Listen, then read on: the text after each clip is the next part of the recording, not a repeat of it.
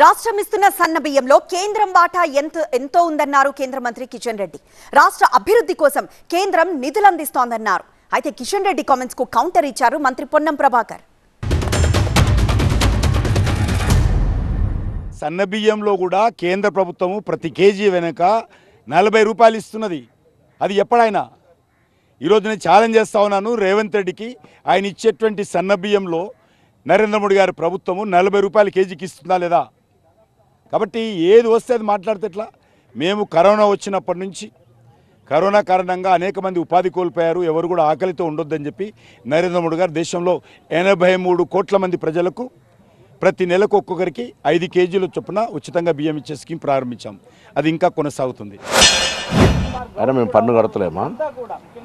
ఇస్తున్న వరకు బిచ్చగాళ్ళకి ఇస్తున్నట్టు మాట్లాడతారు. ఇటువంటి భాష ఇటువంటి ఇచ్చే విధానం గురించి మాట్లాడితే చాలా పొరపాటు. It's federal system, state central relation. నా పన్నును తీసుకొని నా రూపాయి తీసుకొని నాకు 30% ఇస్తుకుంటా మళ్ళీ ఇంకా పెద్ద దౌర్జన్యకరంగా మాట్లాడు. నువ్వు ఇచ్చే బియ్యం నేను ఇచ్చే బియ్యం కాదు, నేను ఇచ్చే పైసలతో దేశం నడుస్తుందని నేను అంటున్నా. అట్లా మాట్లాడితే కాదు. ఇది ఫెడరల్ సిస్టంలో రాజ్యాంగంలో ఉన్న స్ఫూర్తిది. నీ బాధ్యత.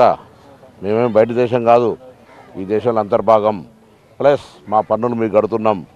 2 సన్న బియ్యం దేశంలో ఏ రాష్ట్రంలో ఇస్తారో చెప్పు బీజేపీ ఉన్న ప్రాంతంలో.